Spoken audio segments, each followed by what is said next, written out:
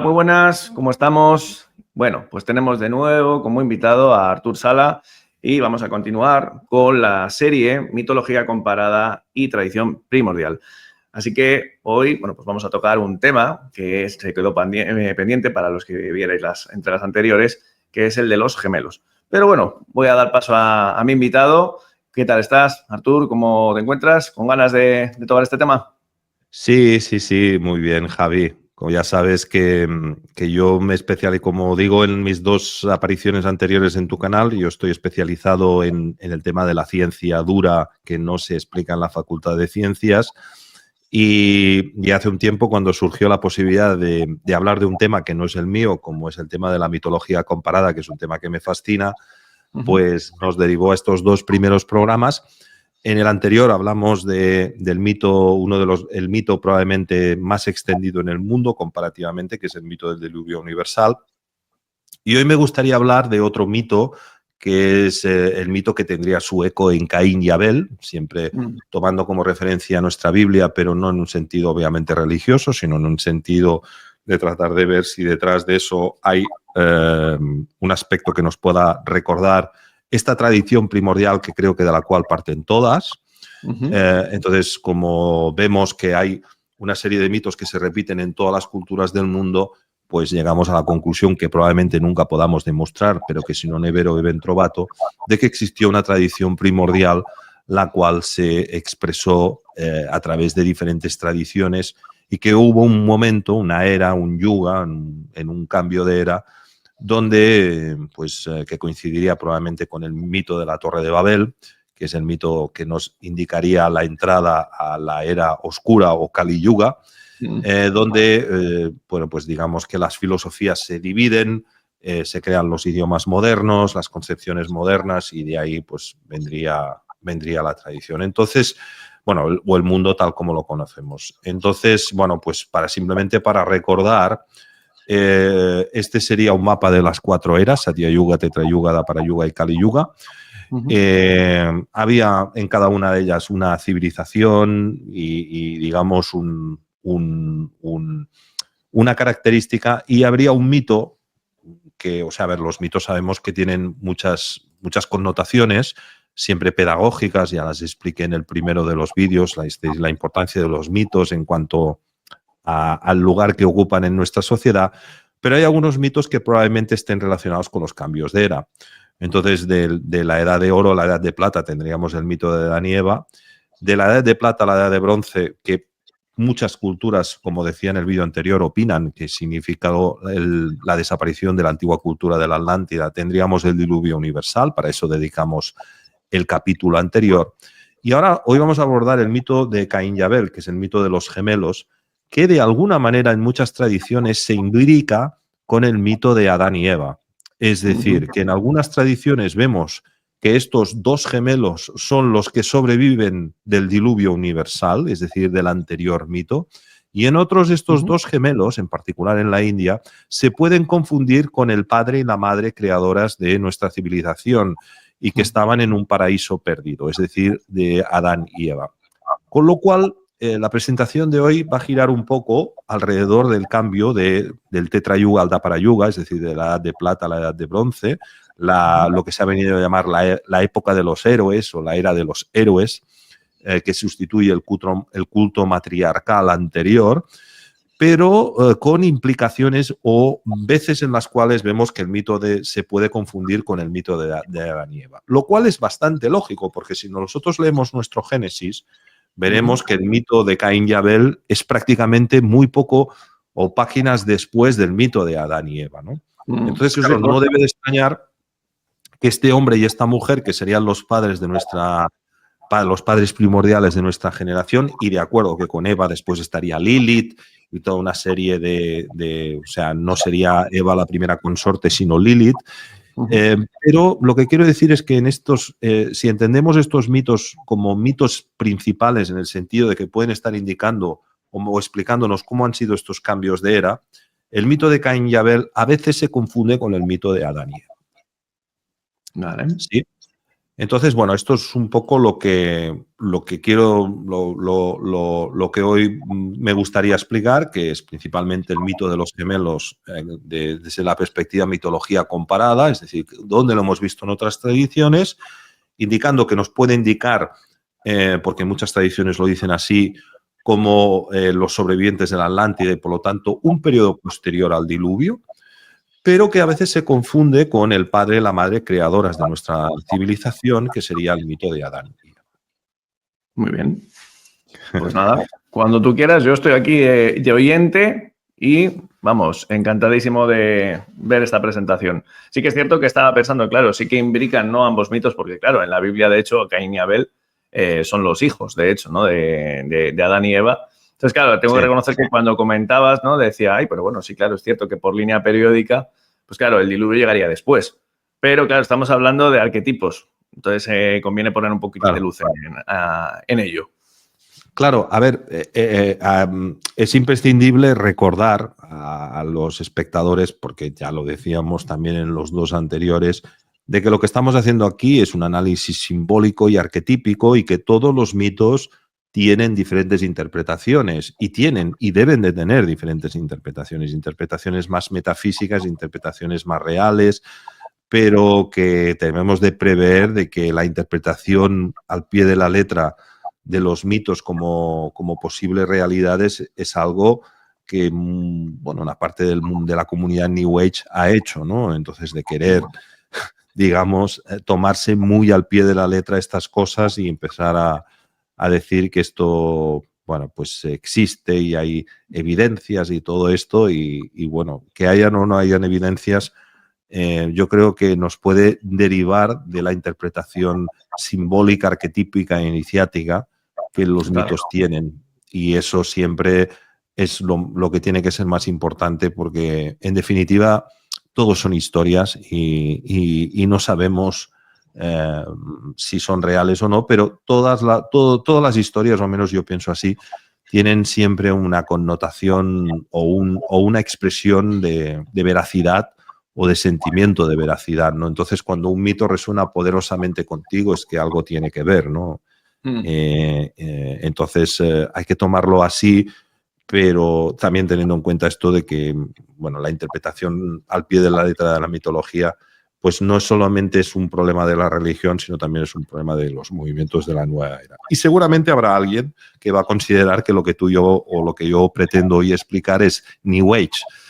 Y como lo sé, pues bueno, pues me da igual, porque no. Es muy libre de opinarlo, ¿no?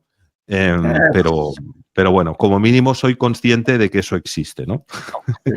Hombre, es el signo de los tiempos también, ¿no? Lo estábamos hablando antes fuera de grabación, que precisamente si hay algo que entraña a este Kali Yuga es, bueno, pues su literalidad, ¿no? La confusión y la literalidad. Y coincido con lo que comentas, lo he visto muchas veces en canales cuando estuve y cuando estoy, porque sigo haciéndolo, revisando escatología cristiana. Veo que, pues, recuerdo, por ejemplo, el canal Verdad Victoriosa, que he recomendado muchas veces, porque a pesar de su sesgo clarísimamente adventista, hace un repaso del relato bíblico que se lo he visto recomendar hasta el mismísimo Jorge Guerra. Pero claro, a ver, se toma la Biblia como si fuera la palabra de Dios de una forma completamente literal, hasta hablar de que el mito del cruce del Mar Rojo, bueno, pues que se puede verificar porque hay restos de carros egipcios enterrados en el Mar Rojo. Entonces, claro, ahí es donde te llevas las manos a la cabeza. Pero claro, si yo a este señor le recomiendo que vea las interpretaciones de Alevi o de Madirolas, cabalistas excelsos, sobre el mito del Mar Rojo, que era el mar de juncos y que alude precisamente al medio del canal cerebral que unifica los hemisferios, a este hombre pues igual le explota la cabeza. Entonces, claro, la literalidad, vamos a ser sinceros, y no me meto con su trabajo, pero la literalidad también es un signo de los tiempos, porque, como tú comentabas antes, el camino iniciático en esta época tiene que ser autoiniciático. Sabemos que quedan todavía remanentes de escuelas iniciáticas, pero lo profano abunda. Y lo iniciático, ya te dejo, Artur, lo iniciático demanda un esfuerzo. Tú y yo lo hemos hablado muchas veces y lo he hablado con Paco y con Rafa y con muchos invitados del canal, y ya sabéis que soy un defensor arduo de la lectura. La lectura implica voluntad implica trabajo y hoy en día lo queremos todo con recetas. Sí. Sí, hemos tenido una conversación off the record muy interesante. Que me ha dado pena no grabar.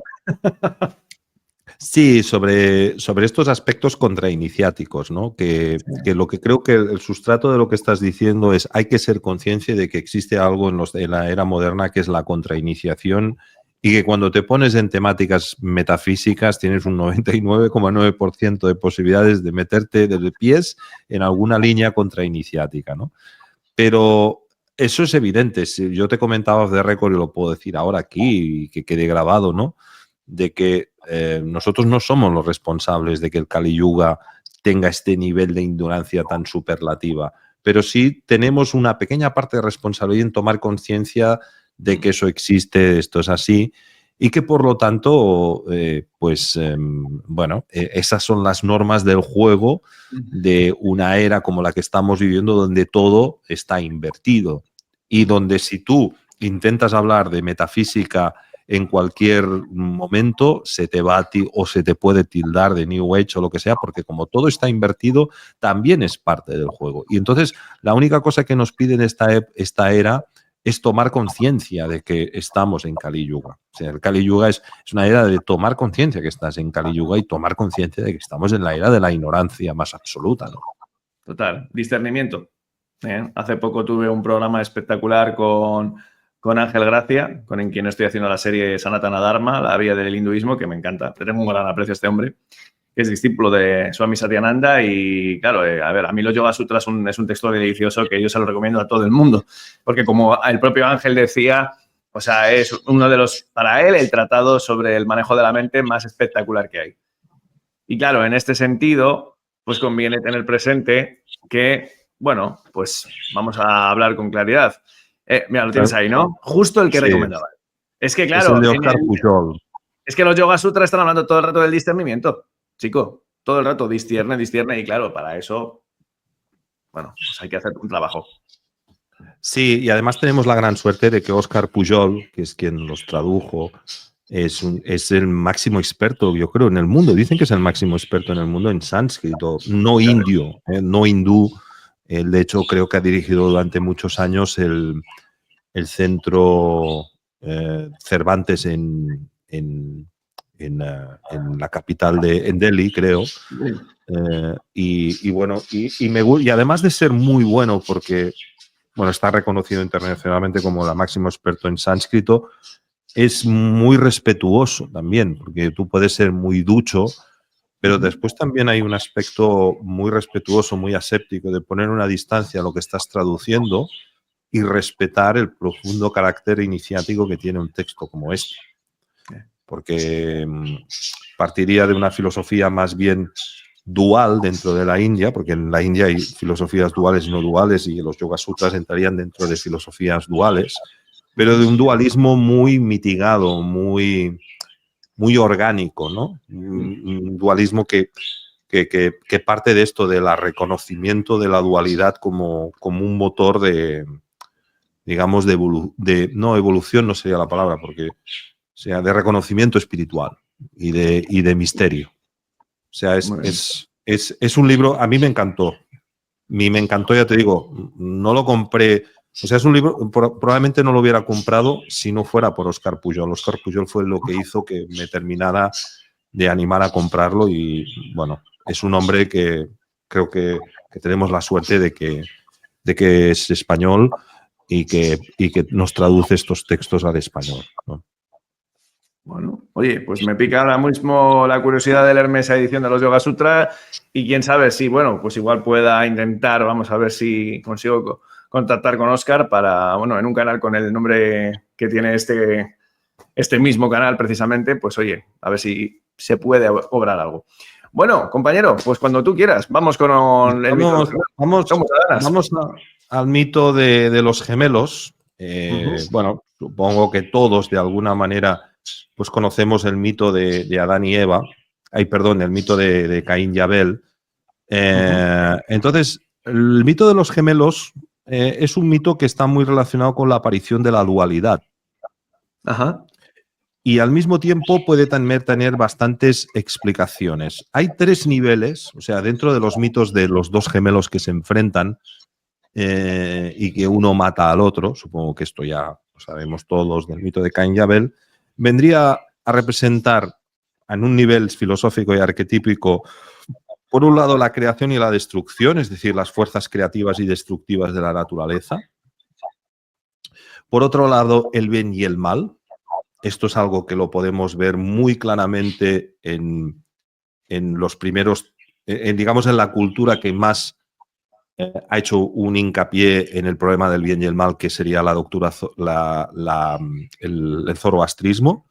Y es importante recordar que en Irán, en la actual Persia, siguen existiendo muchas escuelas zoroástricas. Es decir, en el Irán, digamos, de los ayatolás y demás, se siguió permitiendo muchos cultos zoroástricos, ¿no? Bueno, hay sociedades, digamos, bashars, que exploraban mucho el tema del bien y el mal. Entonces, en los gemelos y la dualidad tendríamos, por un lado, fuerzas creativas y fuerzas destructivas, fuerzas del bien y del mal, y fuerzas del orden y el caos. Entonces, los gemelos, en ese caso, vendrían a simbolizar el equilibrio entre las fuerzas del orden y el caos. ¿Me explico? En diferentes mitos que vamos a ir viendo cuando abordemos esto. En particular en las mitologías de África. África es el gran olvidado y yo fíjate que el otro día mencioné digamos, a los Yoruba y los Ifás y hoy los voy a volver a mencionar, que es lo que ellos decían, porque dentro de su cosmogonía también reflejaban el tema de los gemelos o el mito de los gemelos, ¿no? Entonces, dentro de la mitología universal, los gemelos tendríamos quizás también, aparte obviamente Caín y Abel, porque siempre la Biblia es el que actúa como referente, tendríamos evidentemente el de Rómulo y Rémulo, el Rómulo y Remo, que serían los fundadores de Roma, y que tienen asociado siempre pues, un nacimiento mítico, porque eran hijos de la rea Silvia y del dios Marte, del dios de la guerra. Fueron criados por una loba, es decir, amamantados y abandonados y amamantados. Fundan Roma y a la muerte de Remo, Rómulo mata a Remo y se convierte en el primer rey de Roma. Siempre hay uno que se enfrenta al otro. Ahora vamos a ver algunas interpretaciones que se han hecho de este mito en relación a que, bueno, pues como sabemos, Caín y Abel, digamos, uno era agricultor, el otro era ramadero. Entonces esto nos vendría a decir que Caín, que es el que mata a Abel, que era el agricultor, sería el triunfo del sedentarismo sobre el nomadismo. Interesante. Lo cual también sería un símbolo de digamos, el paso de los tiempos o el avance del Kali Yuga, ¿no? Claro. Y esto también es un dato que no he puesto anteriormente, pero que también tiene para mí su sentido. Es decir, las sociedades sedentarias o el sedentarismo nos ha llevado al derecho romano. Y el derecho romano es lo que nos ha llevado a algo que hoy en día está muy en boga y que los Barea lo conocen muy bien y nuestro amigo Juan Ramón Calinga más todavía, de que somos en definitiva mercancía de Roma. Sí.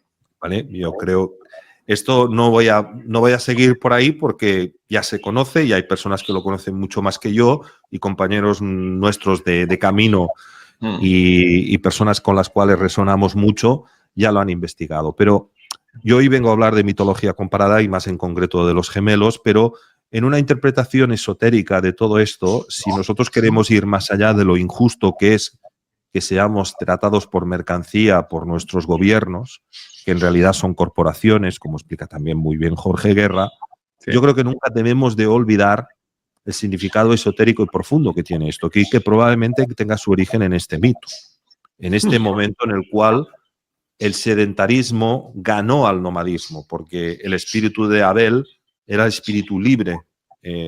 Entonces, yo sobre esto siempre pongo un ejemplo que hace muchos años, ahora ya no tengo contacto con ellos, pero conocí a una pareja que tenían una verdadera ONG en Tanzania, en África. Iban ahí, pero verdaderamente para ayudar a los chavales de ahí, ¿no? Entonces ellos me explicaban que en el año 2007, cuando fueron la primera vez de ahí, les dieron una casa para que pudieran hacer pues, su trabajo, ¿no?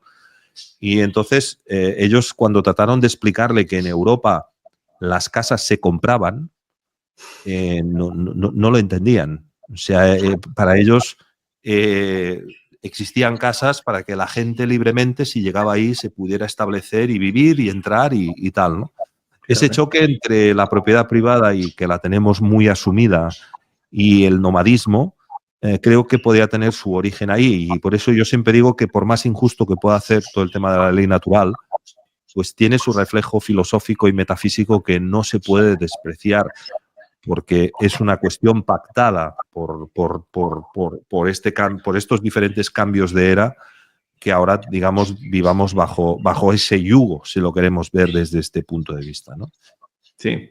No sé lo que opinarás sobre esto, pero mira, esto es algo que no tenía ni mucho menos planeado de decir, pero lo he comentado. Buah, pues qué voy a opinar, Artur. Pues que me encanta porque si hay algo que precisamente me agrada de estos programas es que tengan un sentido práctico, ¿sabes? O sea, es decir, que claro, está muy bien poder divulgar conocimiento como estamos haciendo cada uno desde nuestros canales, pero si se pueden ir atando cabos y ir dándonos cuenta de que, bueno, pues sí, efectivamente hay unos arquetipos muy poderosos que nos van moldeando la mente y que van moldeando nuestra realidad. De hecho, ya simplemente, aunque suene un poco aguasa, pero la palabra yoga, yugo, bueno, ahí vamos viendo, ¿no?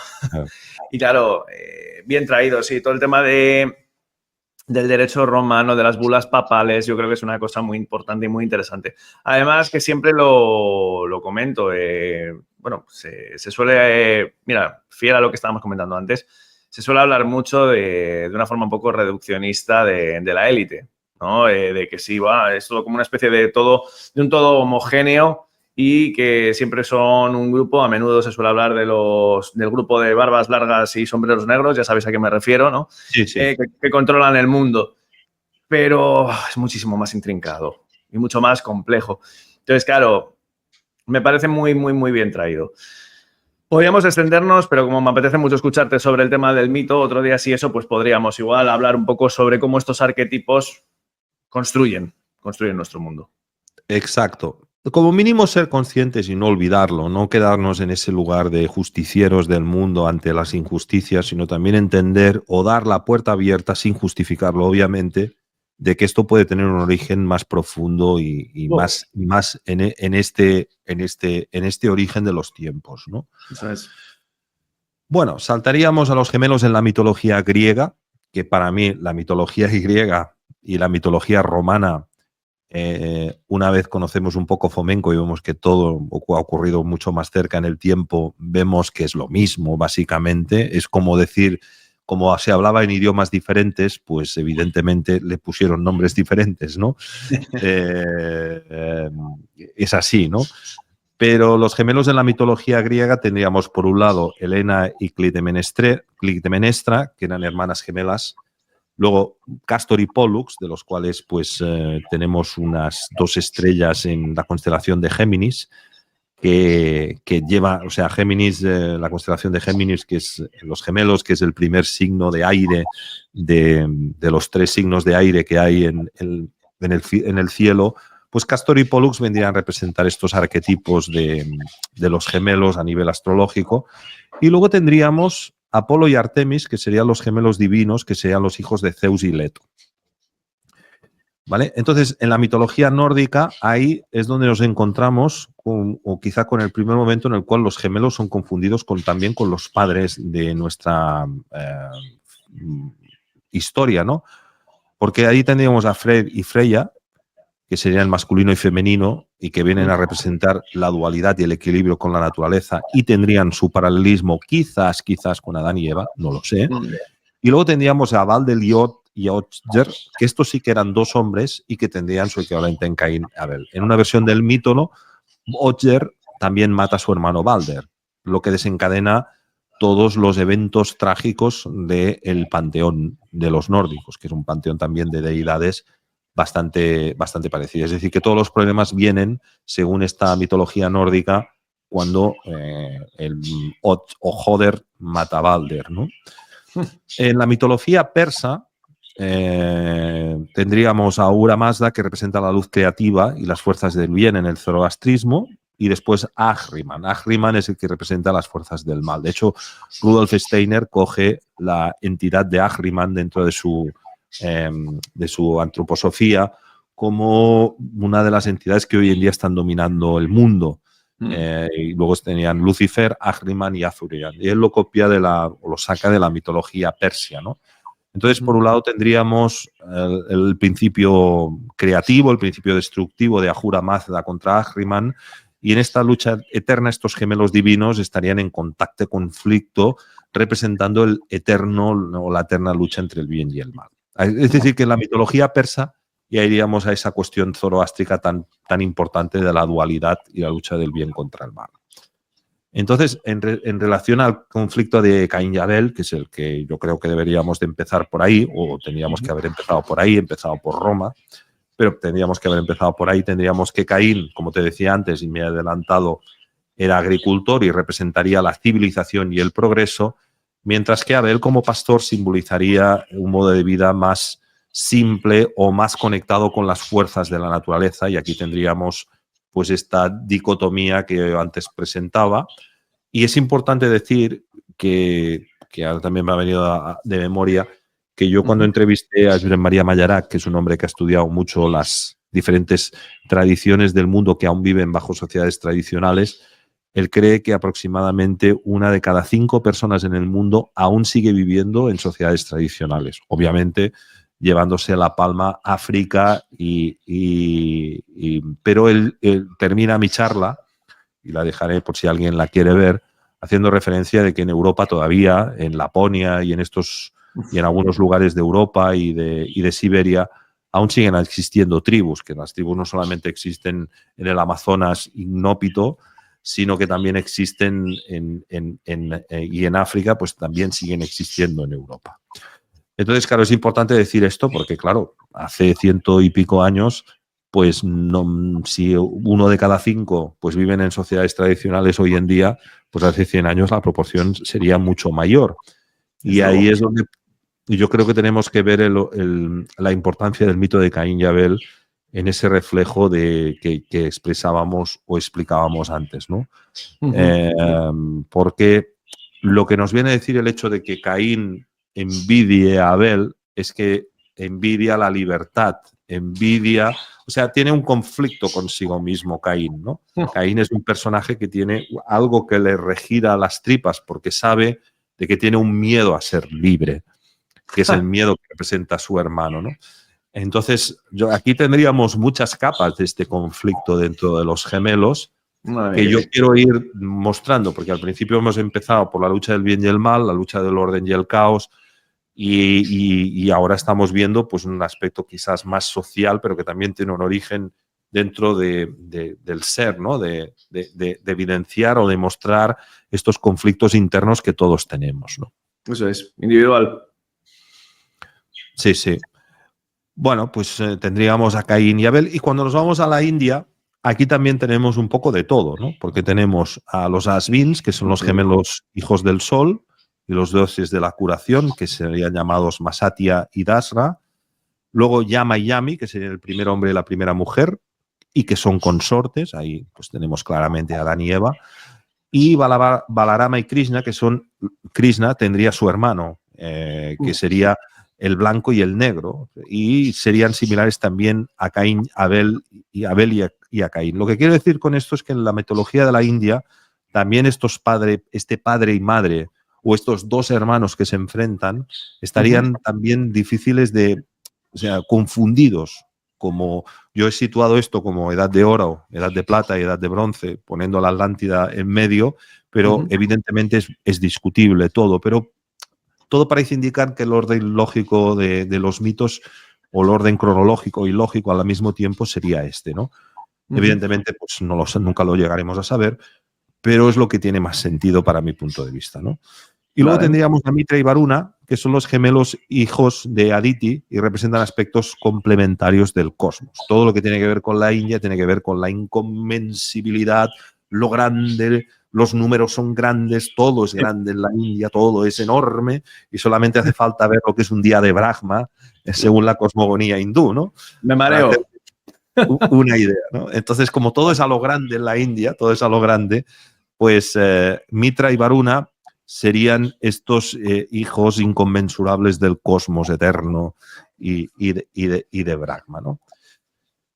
Bueno, cuando nos vamos a China, nos encontramos con Fuchi y Nuwa, que son los gemelos chinos, y en este caso tienen una forma serpentiforme, y ahí sí que nos dice que son los únicos supervivientes del diluvio y por lo tanto los repobladores de la Tierra. ¿Vale? Entonces son héroes civilizadores porque por héroe civilizador, que también es otra connotación del héroe, el héroe puede tener bastantes connotaciones, una de ellas es civilizador. Civilizador significa que ese héroe es el creador de una civilización, ¿no? Valga la redundancia, ¿no? Entonces, ahí es donde estos héroes tendrían un carácter civilizador y tienen que cometer inciesto para poblar el mundo, ¿vale? Que esto también es otra característica que se produce, ¿no? Son hermanos, pero tienen... Entonces están representados con cuerpos de serpientes que simbolizan su fuerte conexión casi obligada con la tierra como supervivientes del diluvio, ¿no? Claro. Luego, en el caso de Japón, teníamos a Amaterasu y Susanoo. Amaterasu sería una diosa solar gentil y constructiva, y Susanoo sería el dios de las tormentas, desordenado y destructor. Siempre la mujer pues siempre tiene tendencia a ocupar el rol, digamos, beneficioso y el hombre el lugar más destructivo, más malicioso, ¿no? Ambos son hijos del creador, que es Izanagi, que es la suprema deidad, y su disputa y reconciliación siempre vienen a simbolizar estas fuerzas de equilibrio en la naturaleza. Pero ahí no tendríamos tan gemelos, ¿no? Es decir, aquí el mito de los gemelos pues no lo vemos y lo vemos quizá representado así. Por eso te digo que se confunde un poco ese mito de Adán y Eva con el mito de los gemelos a veces. No aparece claro.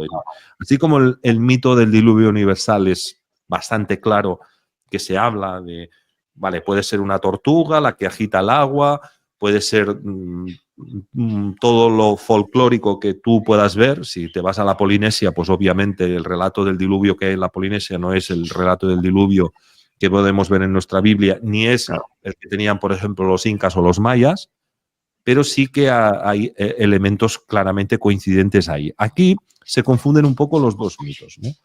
Entonces, dentro de la mitología del sudeste asiático también vemos que hay un diluvio que hace que un hermano y una hermana sobrevivan, que serían Mapita y Masora, que son hermanos hombre y mujer, pero Masora mata a Mapita también por celos, ¿no? O sea, también aparece la muerte de uno al otro por celos, ¿no? En la cultura siberiana, pues también tendríamos lo mismo, Kamjinga y Sulyadjinga, que serían gemelos míticos de la cultura Udege, y cada gemelo da origen a un clan distinto. De hecho, es una cosa que esto lo anuncia, lo explica bastante Eliade, ¿no? Además, Mircea Eliade, que cubrió bastante todo el tema del chamanismo siberiano. De hecho, él decía que los chamanes, cuando él hablaba de chamán, hablaba de chamanes siberianos, que eran los auténticos, ¿no? Él insistía bastante de que cada uno de los clanes que hay dentro de las culturas siberianas tendrían, bajo su punto de vista, un origen muy claro, ¿no? Es decir, que partirían de un personaje que ellos lo consideraban como su dios particular. Es decir, que cada clan tenía como su héroe. Esto lo comenta Eliade en uno de sus libros, creo recordar. Ahora no recuerdo cuál, pero de esto me acuerdo que lo contexta. Y esto reflejaría también la importancia de los lazos familiares. O sea, en las culturas siberianas, que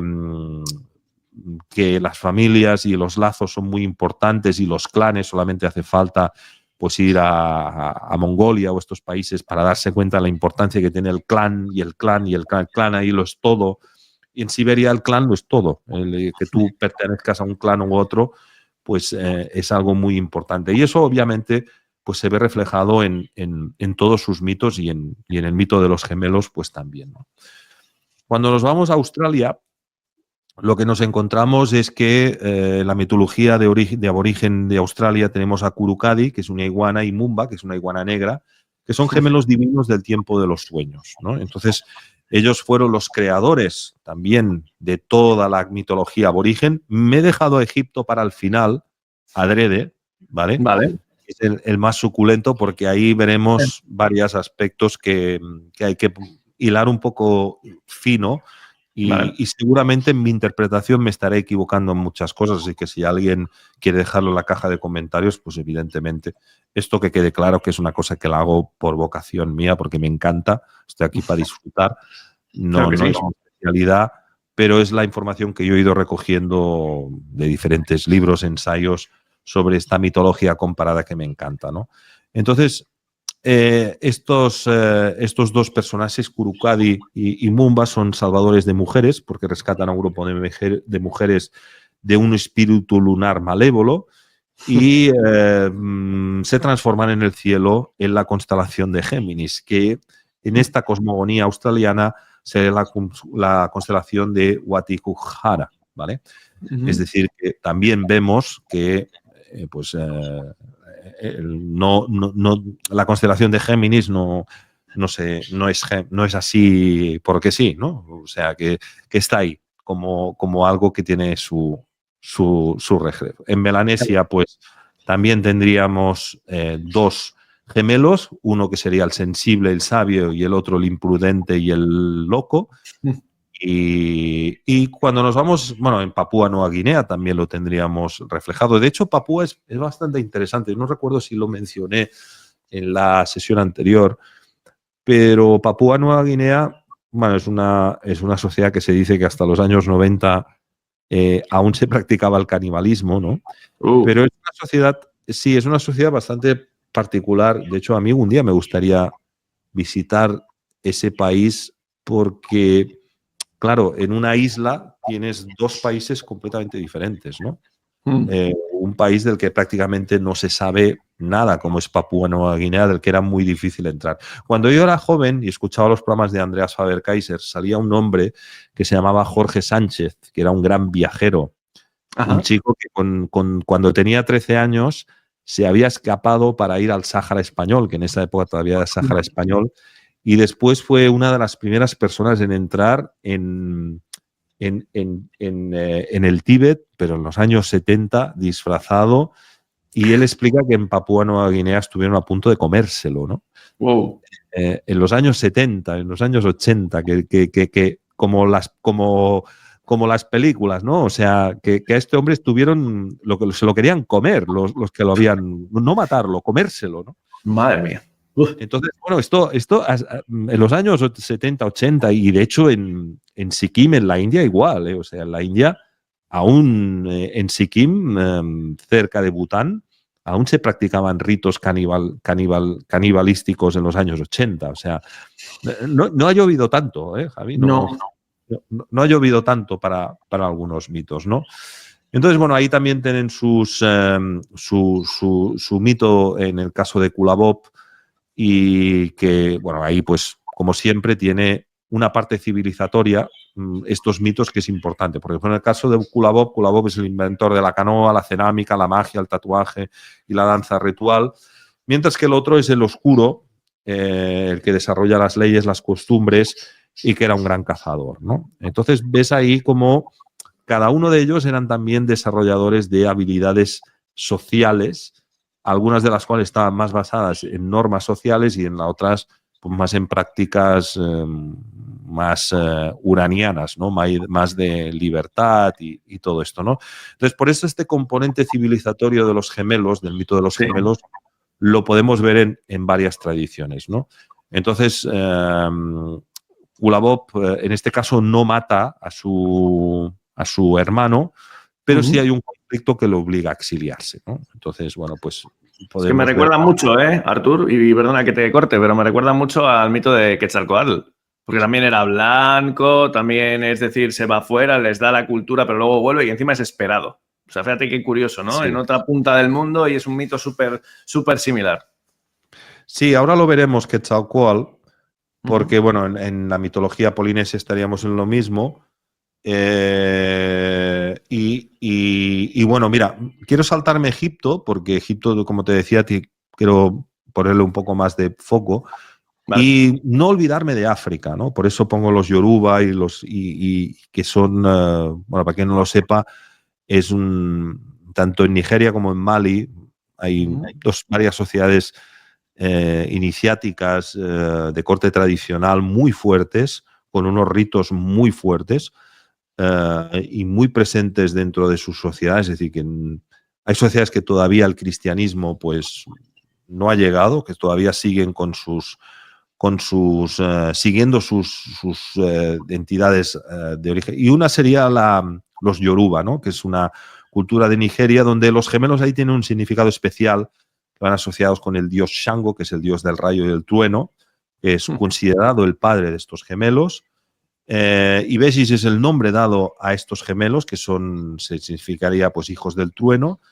Ibediji es el protector de los gemelos, que es bueno, pues quien tiene que cuidar de ellos, y son muy, muy sagrados dentro de la cultura yoruba. Estos Ibejis, estos hijos del trueno. Y en cuanto a Mali, que sería, ahí tienen como entidad superior al dios Bemba. El dios Bemba tiene dos hijos gemelos, que son Musukoro y Faro, y ahí también se menciona que Faro es el único superviviente del diluvio, y se dice que el dios supremo Mangala creó un huevo y en ese huevo cósmico colocó dos gemelos, que serían Pemba, que sería una vez más representando la dualidad, la noche y la oscuridad, mientras que Faro sería sol y luz, Faro, precisamente.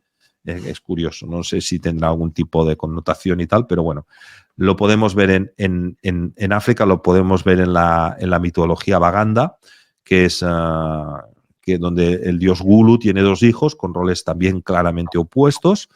Y bueno, y ahí pues tendríamos pues a Enki y a Enlil, pero también lo podríamos ver en la cultura yecuana, exactamente el mismo mito, exactamente con el huevo cósmico. Y también en Surinam la mitología nos habla de tres hermanos que producen un conflicto de redención. Y en lo que sería las culturas de la mitología del noreste de América, a mí me gustaría poner foco en los Navajo y los Apache, y también creo que también lo tenían los Hopis, ¿no? Porque son, digamos, las más conocidas, ¿no?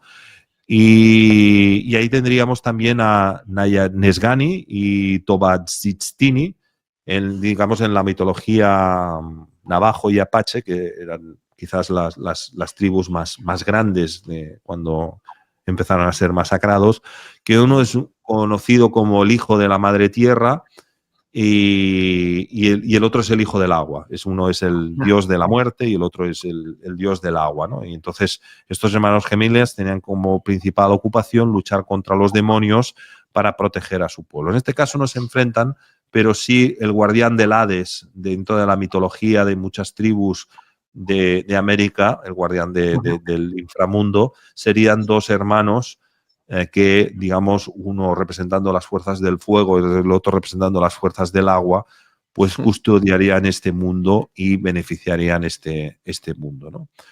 Entonces, bueno, pues en el caso de los Hopi, la mujer araña, que bueno, ya sabemos que el caso de los Hopi, pues ya está en toda esa mitología relacionada con los hombres hormiga, las mujeres araña, y ese carácter, digamos, de que ellos, bueno, se dice que ellos han hecho unas profecías que son bastante inquietantes y tal, por eso he querido poner el caso de los Hopi.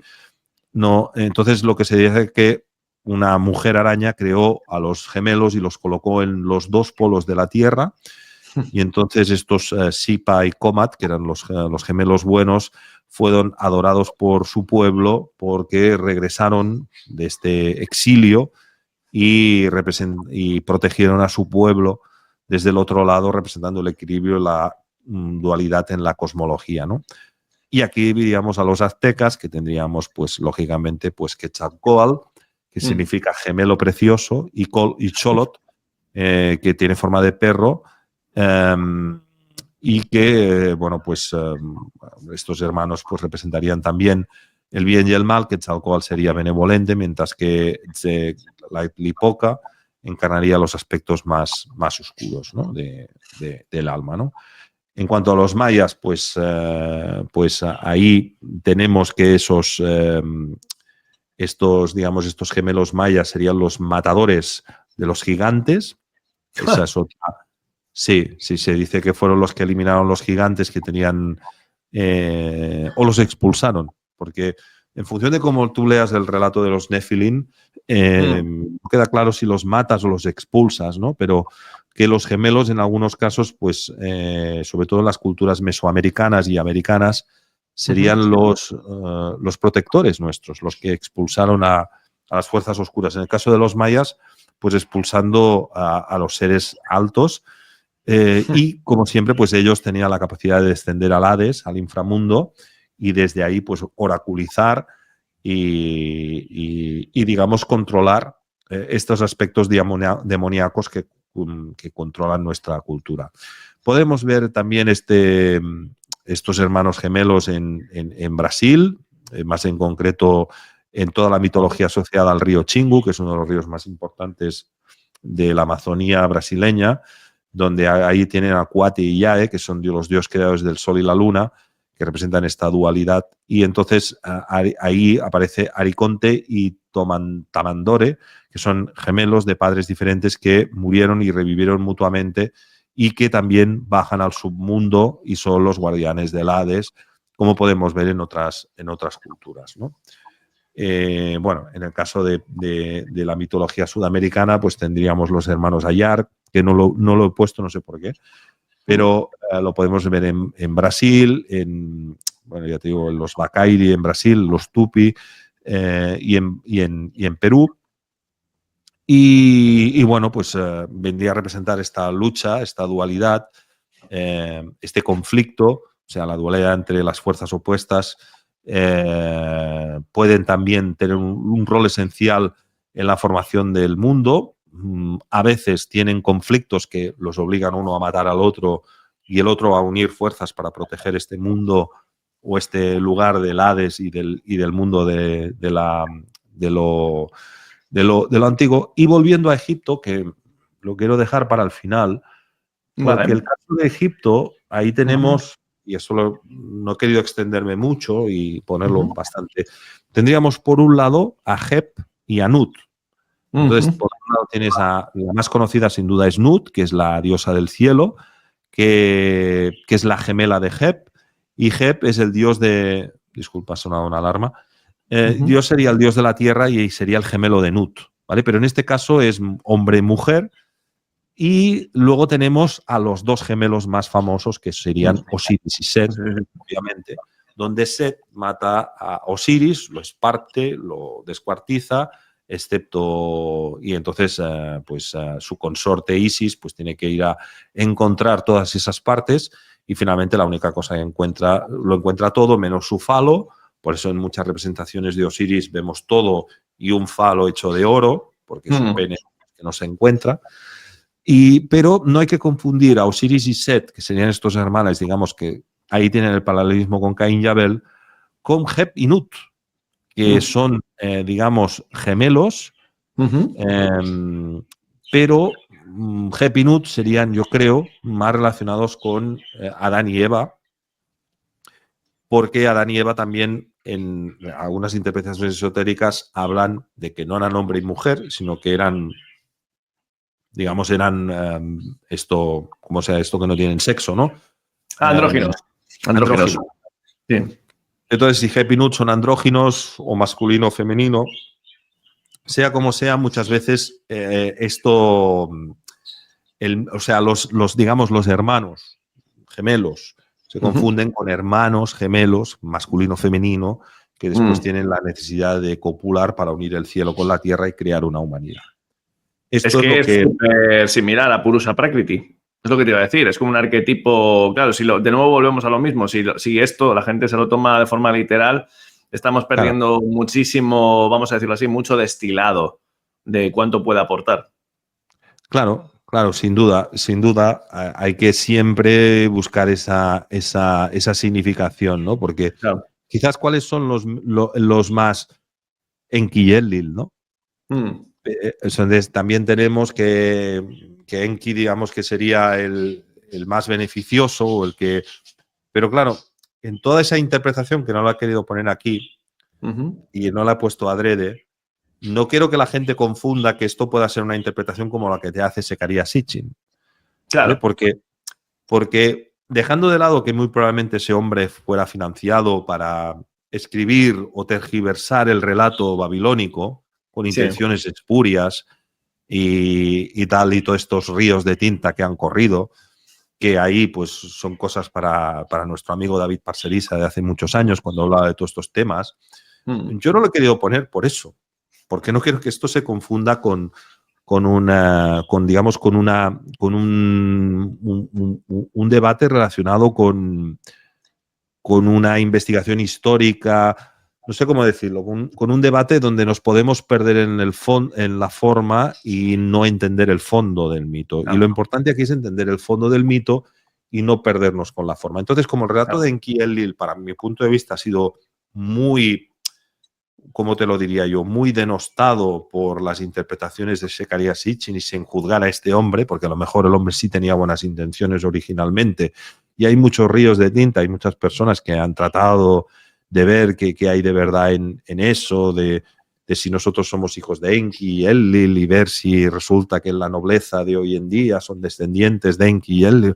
En fin, todas estas cosas, yo no quiero criticar a compañeros que están haciendo el viaje con nosotros, porque aquí todos estamos en el mismo barco, pero yo simplemente quiero decir con esta presentación que hoy hemos hecho de los gemelos que hay para mí algo más importante que su interpretación simbólica y arquetípica, y que quizás para no fomentar interpretaciones muy basadas o que pueden caer fácilmente en el amarillismo, pues he preferido no entrar dentro del mito de Enki y Enlil por estar un poco viciado bajo mi punto de vista. Sí, sí, estoy totalmente de acuerdo. Yo creo que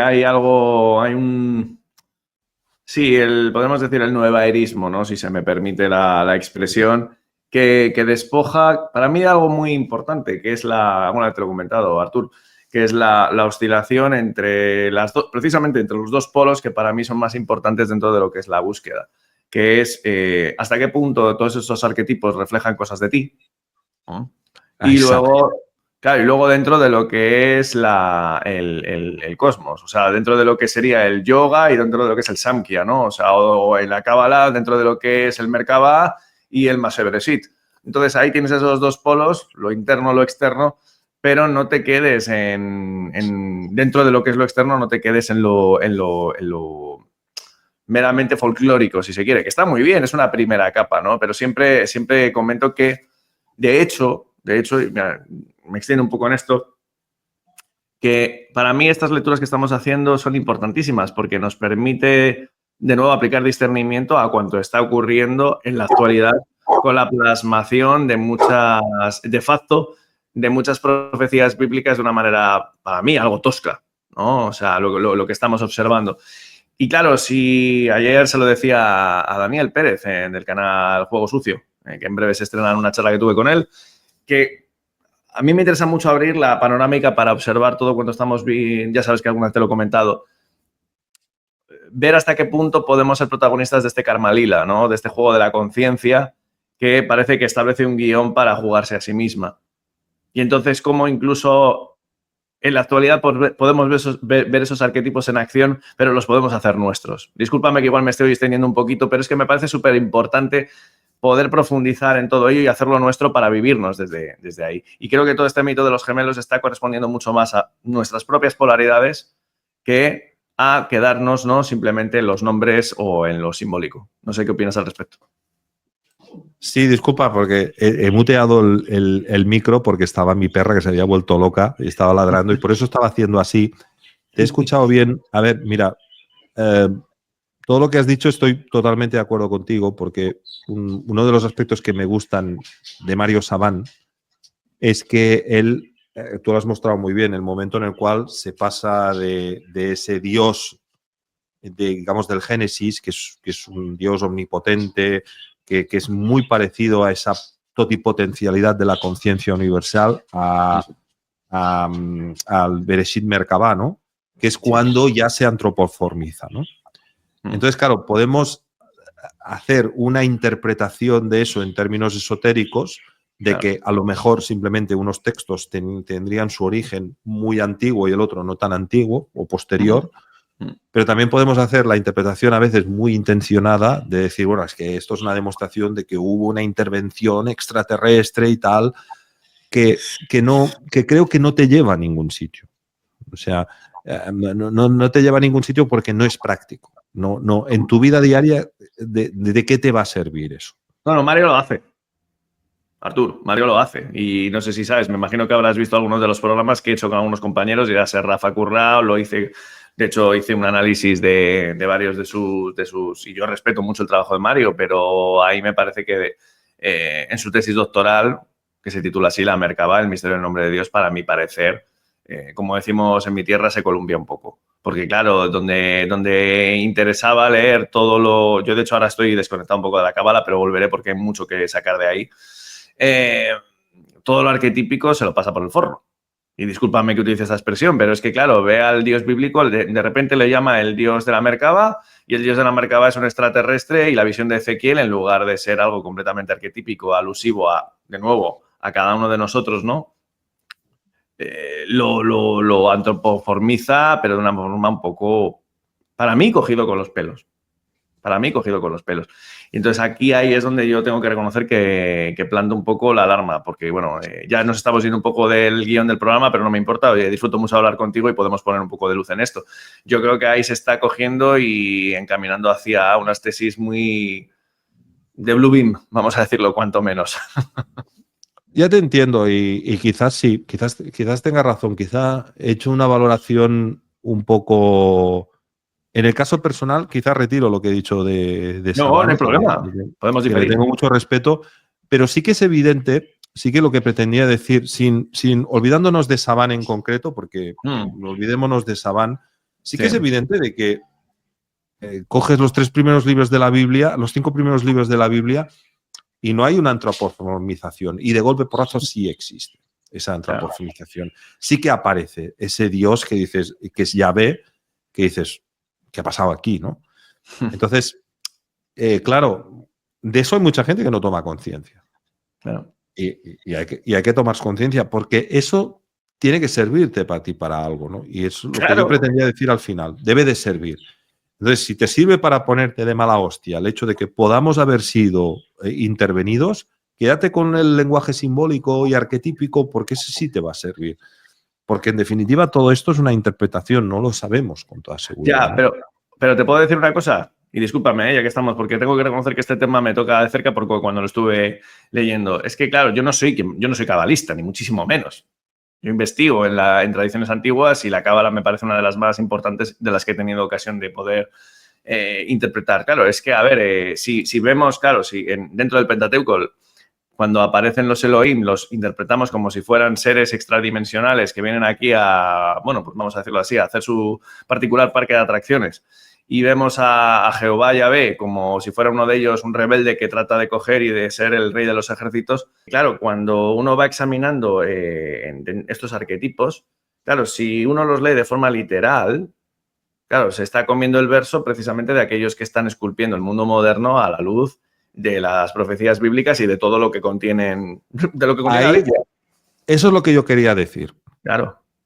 Pero es que Yud-He-Vav-He es tal vez el despliegue de los 4 mundos según la cosmovisión cabalística y lo que tú tienes dentro de ti.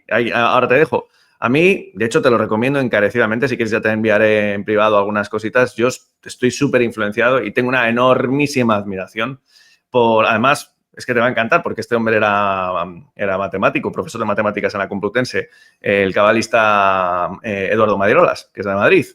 Y Eduardo Madirolas es un despliegue de sabiduría impresionante y de integración con otras culturas, ¿eh? O sea, es increíble.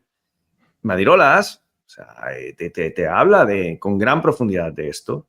Y te dice, cuidado, cuidado, cuidado. No lo llevemos todo a ese extremo de antropoformismo porque aquí hay otra cosa. De hecho, siempre digo lo mismo. El dios de los cabalistas no es Jehová. De hecho, Jehová es una mala pronunciación. Son 4 letras que son consonánticas. El dios de los cabalistas es el Ein Sof, que es el pleroma de los gnósticos. Exacto. El infinito. El Ein Sof. Claro. Sí, sí. Es que es el paso del Ein Sof a Yahvé.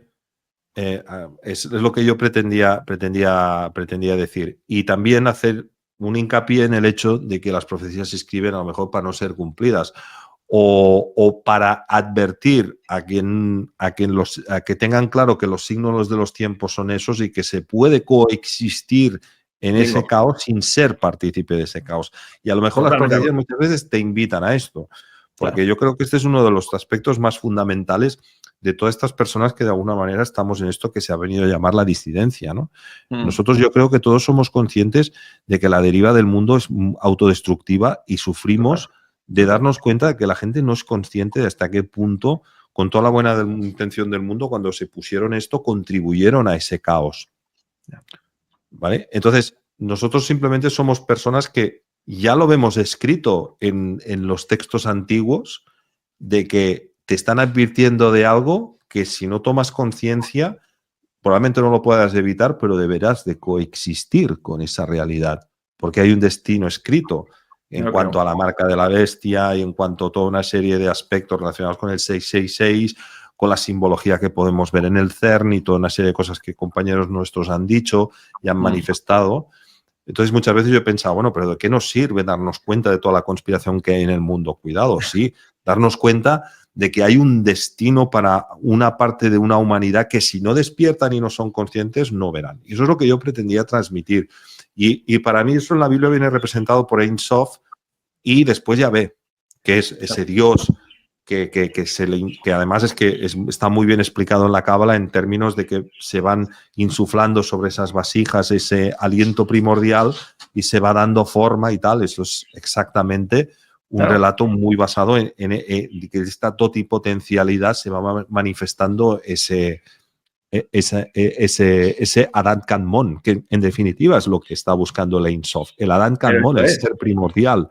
Un ser primordial que después se puede muy mal interpretar, ¿no? Efectivamente. Efectivamente. Yo, de hecho, hay una cosa que si tuviera ocasión, que no creo, porque claro, teniendo en cuenta que me he mostrado muy crítico con él, pero si tuviera ocasión de hablar con Mario Sabán, en alguna ocasión le diría, Mario, que ya tienes 8 tesis doctorales, 8, Artur, 8 tesis doctorales en Cábala. Yo creía que eran 6, pero bueno. No, el tiempo cunde y para él cunde mucho. Creo que lleva 8 ya. Pero claro, es un metalenguaje que está dándole vueltas. Yo alguna vez, de hecho, lo he puesto en su canal. He puesto, tío, coge la supanisa y le das. Te está contando lo mismo, pero de una forma muy hermosa y muy poética. O porque, claro, te digo una cosa, y esto quiero decírselo a los espectadores. Yo basculo más o menos en 3 tradiciones que para mí literalmente me han llegado a hacer llorar de la emoción. Es la cabalística, pero siento una inmensa afinidad. Y en ese sentido, mi amigo Gabriel Cáceres sí fue responsable por la taoísta, que me parece extraordinaria, me parece una profundidad. Y luego, bueno, pues evidentemente mi gran amor es el hinduismo por razones obvias, porque tiene una poética que no he encontrado en otras. Tiene una poética, y luego lo que tú decías antes, o sea, el nivel vastísimo que tiene de compresión de ciclos cósmicos. Pero claro, de todas partes puedes sacar cosas, ¿no? Entonces, a mí en ese sentido me alegra mucho lo que has comentado y de hecho en ese sentido sí que me venía, mira, hace poco se lo dije a Jorge Guerra en una charla que tuve con él. Recuerdo, y mira que difiero con este hombre que te voy a citar, el doctor Luis de Benito. O sea, pero a Luis de Benito le oí comentar allá por el 21. Satanás ha venido a por los suyos. Hombre, la idea que yo tengo de Satanás y que tiene Luis de Benito es completamente diferente. Yo no observo a un demonio con rabo y con cuernos, sino a nuestro propio adversario personal. Pero efectivamente, en este Kali Yuga, en el que ya todo se va revolviendo, bueno, el que no quiera discernir, pues evidentemente pues, se comerá el verso.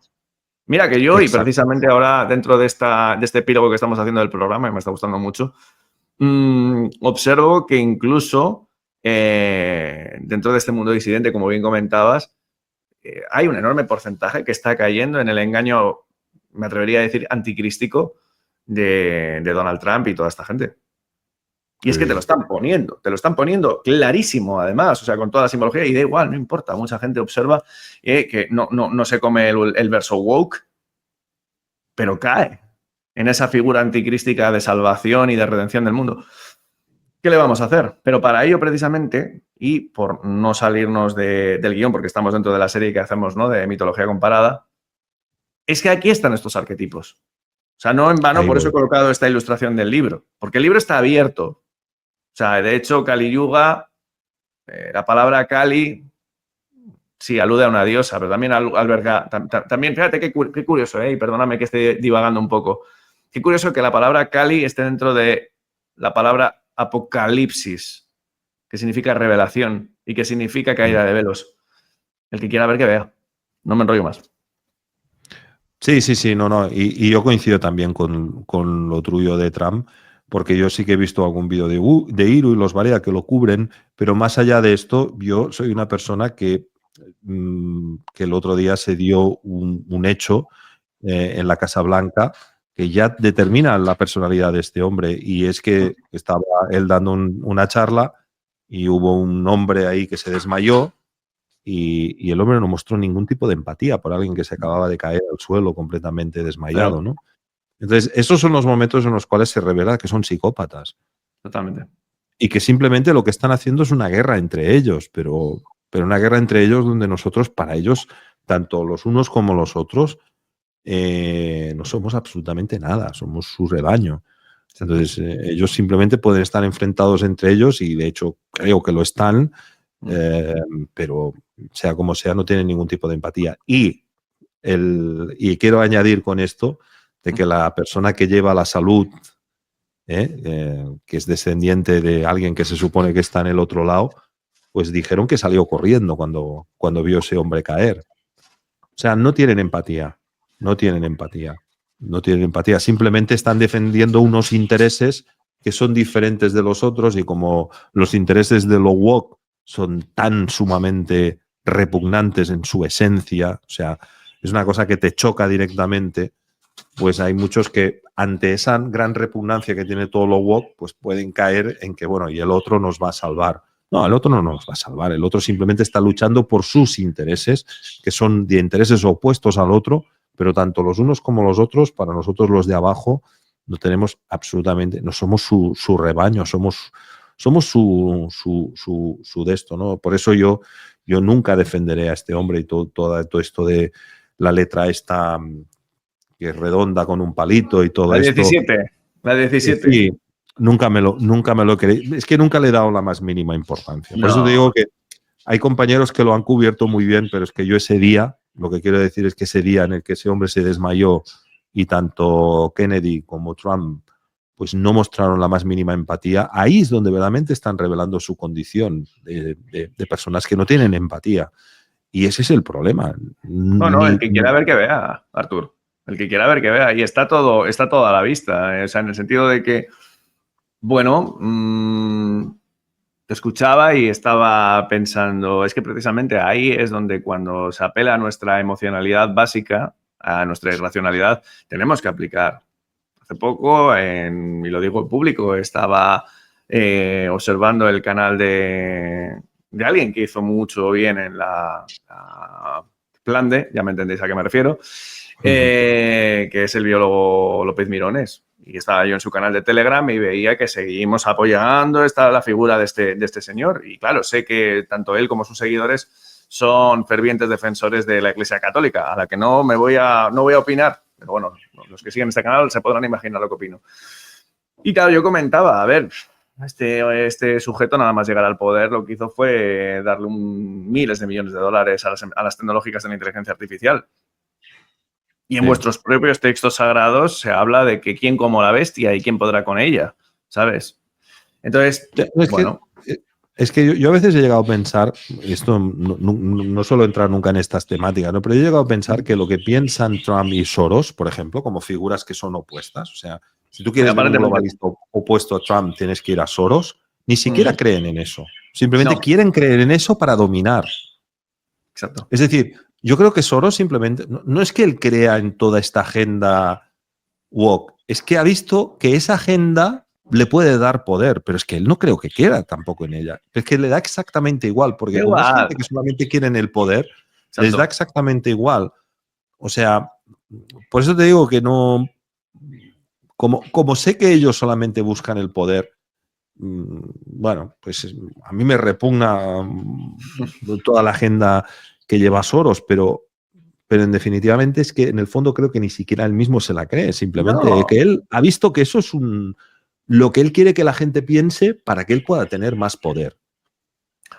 Bueno, precisamente si unimos esta parte que estamos charlando ahora con el tema de hoy de los gemelos, hay algo que aquellos que realmente manejan el cotarro, que ni son ni Trump, ni Soros, ni nada, son estos ocultistas que están por arriba, que saben muy bien cómo se maneja el mundo, bueno, pues los gemelos y esa dualidad conviene ir de un lado para otro de una forma pendular, porque claro, aquellos que crean el fenómeno woke también te van a crear el fenómeno de las big tech con trampa a la cabeza, para que vayas de un lado a otro y no sepas ver las cosas desde un plano, vamos a decirlo así, racional, que al menos, y mira, y esto te lo voy a lanzar y ya si quieres concluimos con ello, a mí me parece súper importante coger y desarrollar lo que he leído decir a mucha gente, que es esa conciencia axial que te va de lo físico a lo emocional, a lo racional, y ya ahí sí das el salto a lo espiritual. O sea, creo que tanto tú como yo somos, bueno, pues seres humanos que investigamos, que nos apasiona el conocimiento, pero también desde ese lado racional. Y creo, sinceramente, y te voy a plantear la pregunta por si quieres comentarlo, que desde este lado también disidente, y sobre todo, ya sabemos un poco por herencias tanto de la nueva era como de muchísimas hipótesis que hay, se cae en un infantilismo. Yo creo que para dar el salto a una espiritualidad genuina, real, rigurosa, hace falta, evidentemente no estoy sublimando la racionalidad, no, o sea, yo tengo una racionalidad apasionada, soy muy visceral, pero creo que es imprescindible. Porque si no, lo que estamos haciendo es caer simplemente en un juego y en algo que ya te doy paso, Artur, lo hablo de hecho a diario con mi pareja, que es que en esta caída de velos apasionante que estamos viviendo, estamos buscando el entretenimiento y no el razonamiento. Total. Bueno, el entretenimiento y también tener en cuenta una cosa, que tú has dicho infantilismo y yo también lo que veo es que hay gente que las teorías de la conspiración también encuentran un refugio a aspectos de su vida. Es decir, si hay una persona que la vida, las cosas le han ido mal por lo que sea, pues puede encontrar fácilmente un refugio en las teorías de la conspiración, ¿vale? Es decir, como a mí la vida me ha ido mal, pues yo soy víctima de estos Rothschild y todas estas familias y todo esto. Pero ahí hay que poner un importante pero, y es que si tú eres un buscador de la verdad solamente llega desde la paz. Porque el discernimiento solamente lo puedes conseguir desde la paz. Entonces, yo también a veces me he cagado en Sánchez y en su no sé qué y en su no sé cuántos y en la agenda y en todo lo que no puedo decir aquí, pero que todo el mundo se puede imaginar. Que yo quiero decir con esto que yo empatizo con el que a veces te dice, este es disidencia de fe, este es no sé qué. Yo empatizo con él porque yo he tenido esos sentimientos y esos pensamientos. También. Pero con una diferencia, que cuando yo intento explicar de qué va todo esto, de qué va la ciencia que yo considero que es la verdadera, que esa ha sido mi especialidad, cuando yo te hablo de que una célula hace una reacción nuclear y un físico y un químico se ponen las manos en la cabeza y dicen, pero ¿qué dice este magufo y no sé qué y no sé cuántos y magufo y anti-B y no sé qué y bueno, y lo que dicen siempre a la que tú te derivas una coma de su circuito. Nega no sé cuántos.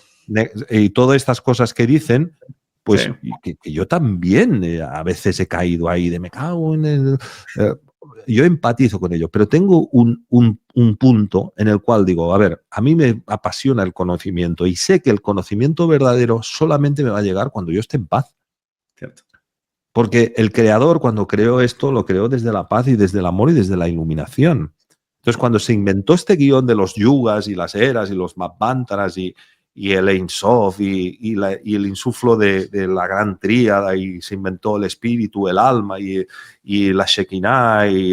Cuando se inventó toda esta cosmogonía que nos apasiona a todos, lo he sido desde un lugar de... Por eso yo digo, una cosa es querer investigar las leyes del universo y al mismo tiempo confundirse con las leyes que hemos creado los humanos. Las leyes que hemos creado los humanos, y más en el Kali Yuga, y se vio en lo de la sopa de murciélago, hoy eran unas, al mediodía eran otras, a la noche eran otras, y en la mañana siguiente todo el mundo se había olvidado de las 3 que habían dicho el día anterior.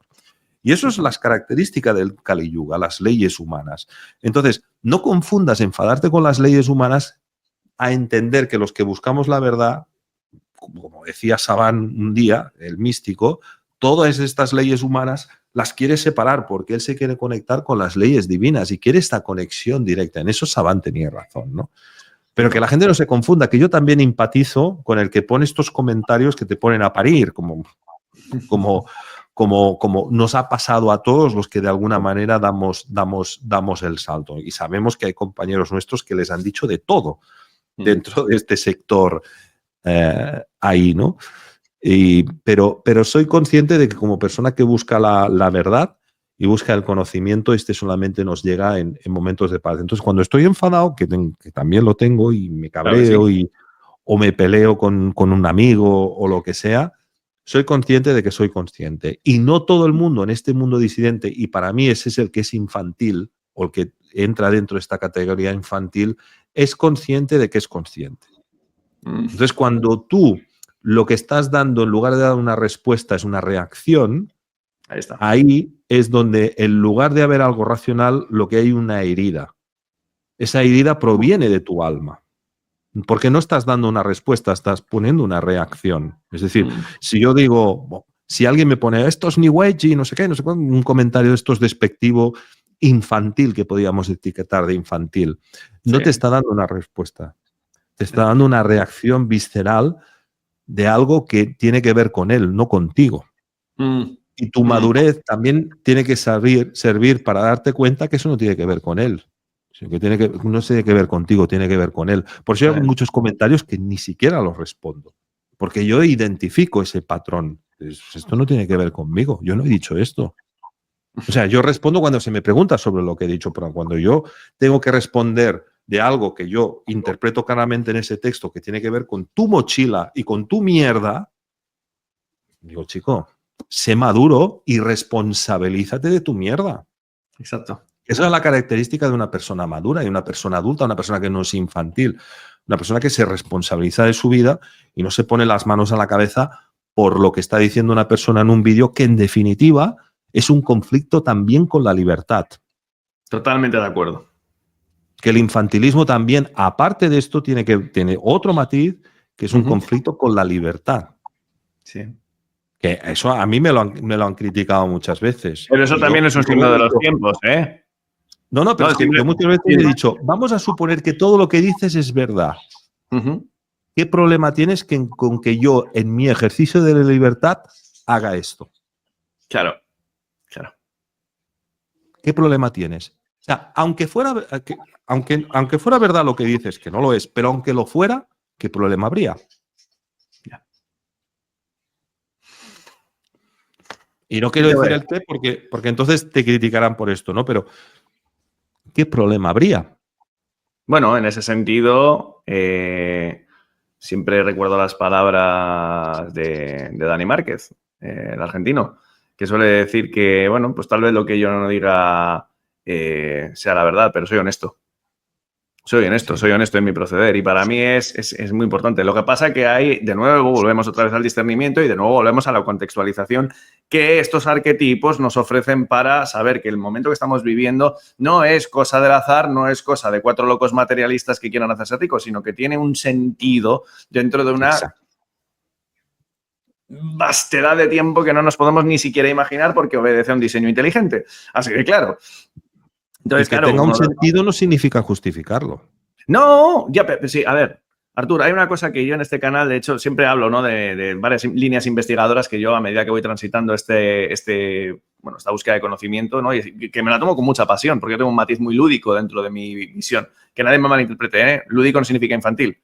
Digo que tengo que tener ese componente de pasión, de jugar, que si no, no haría esto. Pero bueno, eso es otro tema. Entonces, para mí, el saber cuáles son las líneas, tú lo has dicho al principio del programa, saber cuáles son las líneas maestras de este juego implica, lo que te decía, una de los puntales de mi investigación es eso que yo llamo el papel del mal. Es decir, ¿por qué hay mal? ¿Por qué? ¿Por qué? ¿Por qué? ¿Por qué además en este momento está tan arremolinado todo? Pues porque también obedece a un sentido y en ese sentido, a la redundancia, se lo debo mucho a Sifu, que siempre habla que para que la rueda manvantárica gire, tiene que haber alguien que ponga límites. Y mira, y en este sentido sí que quiero marcarte algo que lo he dicho muchas veces a otros compañeros. Para mí, el efecto de tirachinas que obedece quien está tensando tanto la cuerda, y esta gentuza lo hace porque ellos también tienen un protagonismo, a nosotros creo que nos está dando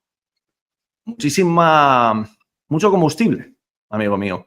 O sea, yo nos lo veo da. así. Nos lo da. O sea, hagamos el esfuerzo de imaginarnos cómo seríamos hoy, año 2025, si en 2020 no hubiera pasado la sopa de murciélago. Efectivamente. O sea, tiene un sentido. Tiene un sentido. Sin duda. Sí, sin duda.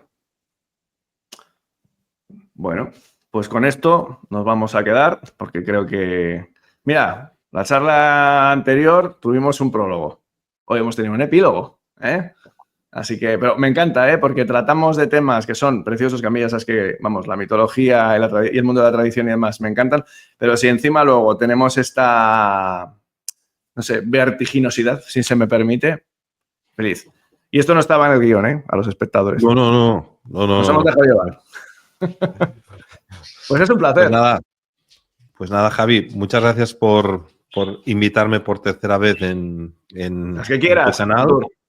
Hoy hemos cubierto estos mitos y al final nos hemos ido a estos temas de actualidad que está bien que salgan y que los saquemos a la luz para que la gente pues también sepa que los que de alguna manera somos un poco más públicos y tenemos esto, pues también tenemos nuestras contradicciones, también tenemos nuestras cosas, ¿no?